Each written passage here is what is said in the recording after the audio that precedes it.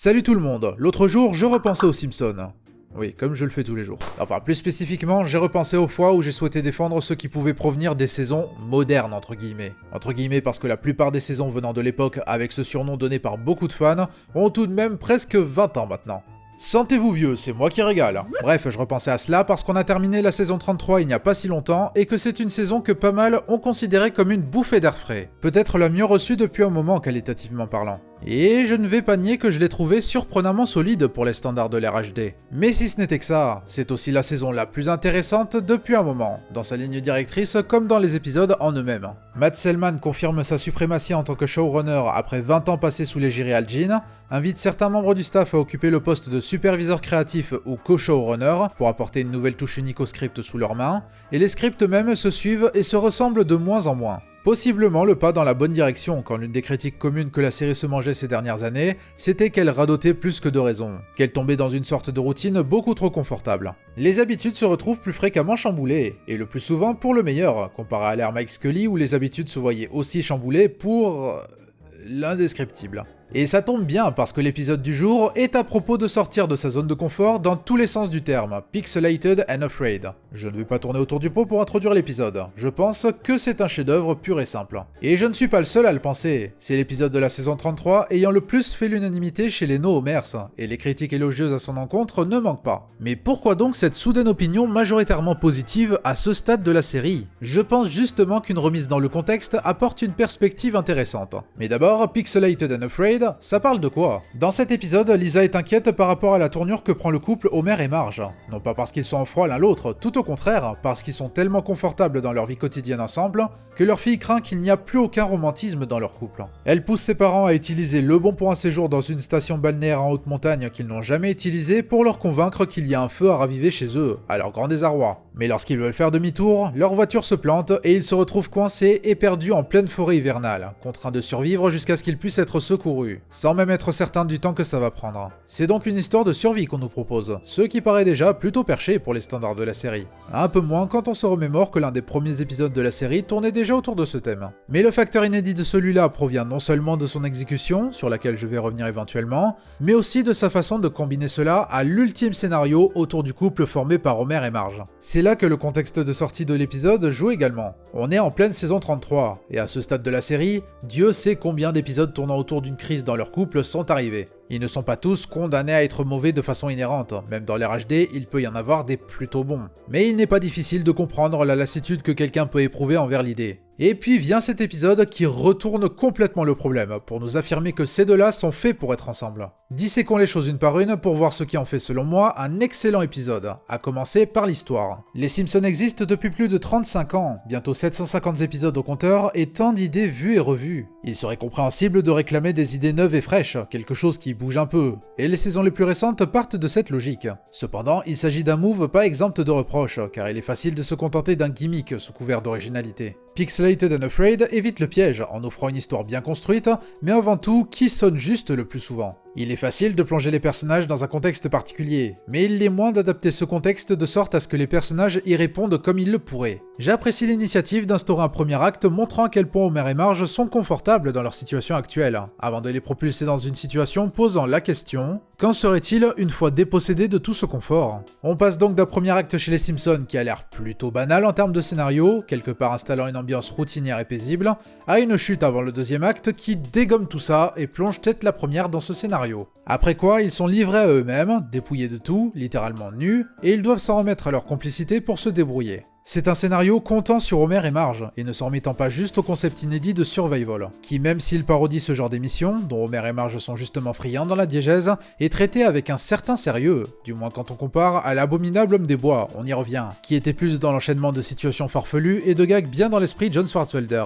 Ici que nenni, sans aller jusqu'à dire que l'épisode est complètement dépourvu de gags, il y en a même quelques-uns très drôles, c'est plus serious business qu'à l'accoutumée. Et si ça peut faire tiquer ceux qui veulent avant tout rire devant un épisode des Simpsons, j'apprécie personnellement la tentative tout autant que l'exécution, car l'idée principale est de faire comprendre à quel point la situation dans laquelle Homer et Marge se retrouvent n'est pas à prendre à la plaisanterie. Ils doivent non seulement survivre au froid, mais aussi se procurer de quoi boire et manger et de quoi se protéger de la faune locale. C'est pourquoi l'épisode bondit d'un problème à un autre tout en mettant l'accent sur les ressources déployées par le couple pour les traverser. En d'autres termes, cette situation paraît plus réelle, et les personnages également. On imagine bien comment le cliché du couple représenté par Homer et Marge serait bousculé dans une telle situation, et l'épisode en tire avantage pour le côté humain. Ainsi, des comportements comme une crise de colère soudaine face à la situation inconfortable, ou à l'inverse des pleurs de joie lors de la capture d'un poisson pour avoir de quoi manger après un certain désespoir sur la question, sonnent juste. L'épisode a la sage initiative de ne pas tourner en rond et d'aborder plusieurs facettes du problème, pour mieux mettre en avant à quel point plus Homer et Marge sont proches, plus ils sont efficaces. Et c'est justement ce qui constitue principalement le squelette de cet épisode, les personnages. J'ose dire qu'Homer et Marge sont brillamment écrits ici. C'est tellement rafraîchissant de les voir autant en phase, même quand il s'agit de mener une vie de foyer qui sonne complètement banale. Et le mieux, c'est que ça montre à quel point ils sont en phase de bout en bout. Il ne s'agit pas de les remettre sur de bons rails, ou au contraire de les voir se détériorer et perdre leur lien spécial dans cette situation. Non, il s'agit bel et bien d'insister sur leur complémentarité, mais cette fois-ci dans un cadre plus extrême. Pixelated and Afraid est un superbe exemple de scénario guidé par ses personnages, et non pas de personnages guidés par son scénario. Il se retrouve dans cette situation par la force des choses, mais il ne se contente pas de suivre le concept. D'une façon maligne cependant, ce caractère high concept du scénario est associé au background plus terre-à-terre de notre famille préférée. Homer et Marge comptent sur leur expérience passée à regarder des émissions de survie de ce genre pour déterminer quoi faire pour s'en tirer dans ce pétrin. Ils en sonnent d'autant plus réels quand on les connaît bien. Ils ne se découvrent pas juste des talents de survivalistes inopinés. On retrouve aussi ce rapport à l'apprentissage par la télévision par le biais de Lisa en situation introductive, pensant que la flamme entre ses parents se perd en comparant leur romance à l'image qu'elle s'en fait devant un film noir romantique d'époque. C'est d'ailleurs une petite touche sympa d'avoir à nouveau une Lisa qui sonne comme une gamine de son âge, toute proportion gardée. Quand on se rappelle qu'elle aussi, elle peut disposer d'une certaine naïveté, contrairement à l'image cynique et trop adulte qu'elle renvoie dans plusieurs épisodes HD. Passé le premier acte cependant, c'est Homer et Marge et seulement eux que l'on suit.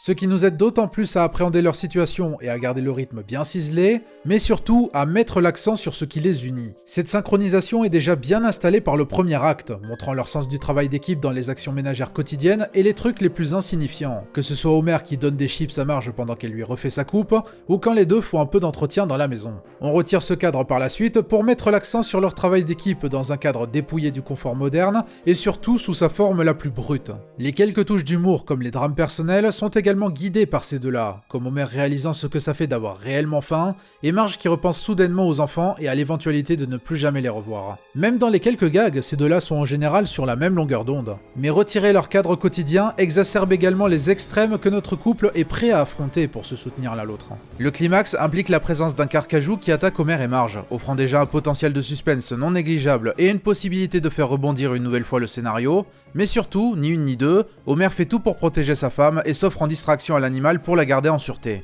Marge ne compte pas laisser son mari en pâture pour sauver sa peau, et tente de faire partir le carcajou également. Mais face au danger encouru par sa femme, Homer se déchaîne et tabasse l'animal à mort, ce après que Marge lui ait lancé son arme, en miroitant le lancer de couche au début d'épisode. C'est un climax formidable qui fait brillamment le point sur deux choses. D'une, le retour aux émotions primaires poussé au maximum dans ce cadre sauvage. La scène où Homer et Marge tentent d'attraper un poisson était déjà un bon exemple, montrant leur désespoir face à la situation, et l'enchaînant avec un soulagement extrêmement fort lorsqu'ils finissent par en attraper un. Et là, le niveau monte encore d'un cran, avec Homer voyant ses émotions fortes poussées à l'extrême en voyant le danger qui menace sa femme. Le geste de tabasser l'animal à mort est puissamment dépeint, et on comprend à quel point c'est du sérieux. Le côté brut est renforcé par les performances fortes de Dan Castellaneta et Julie Kavner en Homer et Marge. Oui, je sais qu'ils ont vieilli et que ça s'entend, et que Kavner en particulier fait l'objet de moqueries tant sa voix de Marge est devenue rauque. En même temps, qu'est-ce que vous espériez après 35 ans à adopter cette voix pour un personnage? Mais bordel, ils peuvent toujours excellemment jouer. Quelque part, leur voix plus éraillée est un petit avantage dans ce cadre, puisqu'elles en paraissent plus crues et d'une certaine manière plus crédibles et poignantes. Et de deux, il démontre que le lien entre Homer et Marge est tout aussi fort quel que soit le contexte. Le parallèle entre le lancer de bâton et celui de couche est une idée si simple, mais elle colle parfaitement au but qui est de prouver que oui, tu retires tout à Homer et Marge et ils sont toujours aussi synchro. Ce qui permet également de faire la transition vers une autre facette importante de l'épisode, tant de manière diégétique qu'extra-diégétique, il nous parle des choses prises pour acquises. Le point n'est pas de tester le couple formé par Homer et Marge, mais de vérifier s'ils sont bien fusionnels en toutes circonstances ou si c'est l'effet d'une routine dans laquelle ils se sont installés sans broncher. En les propulsant dans cette galère au naturel, le scénario se prive du commun pour faire pleinement ressortir leur amour le plus sincère l'un pour l'autre. La véritable vision d'un couple romantique privé de son train-train quotidien, mais aussi privé de tout artifice comme ceux du film en noir et blanc qui pervertit la vision de Lisa sur le sujet. Du coup, malgré la situation relativement peu ordinaire pour un épisode de cette série, Pixelated and Afraid cherche à en dénicher le cœur le plus identifiable et le plus réel. Et après ses actes incroyables de survie contre un carcajou, lorsqu'Homer panique à la vue de la chaussure manquante de sa femme et la lui remet, c'est un geste simple qui touche en plein cœur. On sent que c'est comme une réminiscence de ces petits gestes sincères qui ont fait que les deux ont décidé de s'unir pour le meilleur et pour le pire. Comme une évolution de moments du passé similaires. L'épisode en lui-même renonce également aux artifices beaucoup trop tentants, épurant son contenu pour garder un cœur aussi pur que possible et ne pas perdre de vue son objectif d'être une célébration d'Homer et Marge en tant que couple. Pas une seule fois ils ne se divisent, même quand la situation est propice à cela, comme l'élément perturbateur initial avec Homer crachant la voiture, ou à la fin, lorsqu'il échoue à prévenir à temps un ranger qui passait dans le coin parce qu'il voyait le petit coin de paradis que lui et Marge ont fondé. C'est tout simple, mais cette scène m'a tellement surpris, entre l'honnêteté d'Homer quant à son geste, parce qu'il cherche quand même à rattraper le ranger après 5 secondes de réflexion, et Marge qui comprend d'où il vient. D'autant que ça permet à l'épisode de s'achever de manière magnifique, avec Homer et Marge suivant les traces du véhicule du ranger jusqu'au poste le plus proche, et profitant de notre belle nature au passage. Sans dialogue, mais avec une émouvante musique et des visuels parmi les plus beaux de l'ère HD.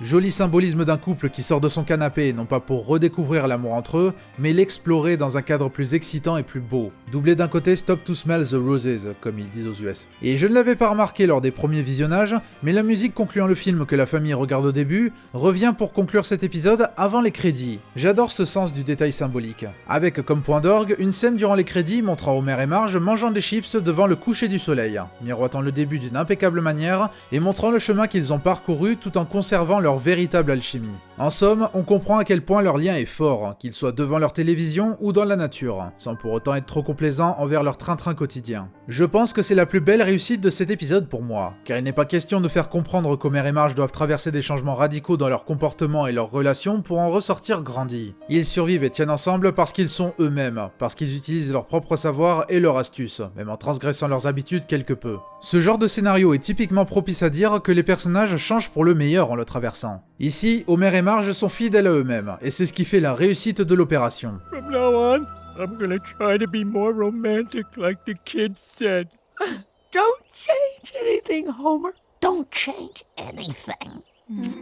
Et ai-je besoin de préciser que l'épisode ose se passer d'éléments comiques malvenus? Une chose que l'on peut retirer de beaucoup d'épisodes de l'ère HD, surtout sous la supervision d'Al Jean, c'est qu'ils veulent être drôles, et ils s'arrangent le plus possible pour l'être. Donc ça fourre autant de gags que possible en toutes circonstances. Dans le premier comme dans l'arrière-plan, durant un dialogue ou un passage censé être un peu émotionnel, voire même durant un passage musical comme si c'était une distraction nécessaire, bref c'est le festival, à défaut d'être réellement drôle en ce qui me concerne. Donc qu'on ait un épisode comme celui-là, désamorçant les opportunités de gags qui auraient eux-mêmes désamorcé le mood d'une scène auquel on pouvait s'attendre, ça fait énormément de bien, je vous avoue. Et je pense que c'est pour ça que cet épisode a convaincu autant de monde. C'est parce qu'il sonne juste. Je ne saurais parler pour le commun du public lambda cependant, dont une partie doit, j'imagine, venir voir la série pour se marrer un coup. Et ils n'auront probablement pas ça ici. Mais cette expérimentation inédite fonctionne parce qu'elle croit en elle-même, au lieu de reculer vers la zone de confort quand c'était tentant. La série a de toute évidence évolué, et des fans hardcore sans doute plus doués pour l'analyse que moi pourront vous dire que même un épisode comme celui-là ne peut marquer le retour même temporaire d'un niveau digne de l'âge d'or, qui n'arrivera jamais déjà pour la simple raison que la série ne pourra jamais être exactement comme elle était avant, de même pour les personnages. Je peux entendre cela, tout comme je persiste à croire en la nécessité d'évoluer avec son temps. Je ne dis pas que la série a évolué seulement en bien, loin de là, mais c'est une chose qu'il me paraît primordial de prendre en compte pour reconnaître que oui, la série tente de rester excitante, même si elle est différente aujourd'hui. Et on ne m'ôtera pas de l'idée que la pensée assez commune que la série n'a plus rien pour elle aujourd'hui est assez farfelue quand elle peut produire une gemme comme ça ici et là. Je ne pense définitivement pas qu'on se dirige vers un nouvel âge d'or, mais je crois que l'avenir de la série n'est plus si sombre que ça, du moins qualitativement parlant, et tout est relatif bien sûr. Et peu m'importe ce que ça me vaudra comme réflexion, en ce qui me concerne, Pixelated and Afraid est l'un des meilleurs épisodes de la série, toutes saisons confondues. Un épisode fort, attachant, conceptuel, sans renoncer à la simplicité au profit d'un gimmick qui pète plus haut que son cul, et qui continue à m'émouvoir. Ce qui n'arrive pas si souvent que ça quand je regarde la série, même venant des épisodes de l'âge d'or. Et une preuve que la série peut toujours en avoir sous le capot pour satisfaire mon amour des histoires guidées par ses personnages. Sur ce, je vous laisse me dire si j'ai survendu l'épisode ou pas, et si je dois faire quelque chose quant à ma vision aveugle de fan des Simpsons. Merci d'avoir regardé cette vidéo, j'espère qu'elle vous aura plu, et j'espère que vous aurez pu profiter de la nudité, car en enregistrant ces lignes, je ne sais pas si le bot YouTube va m'embêter à ce sujet. On se retrouve lors de la prochaine chronique, ciao!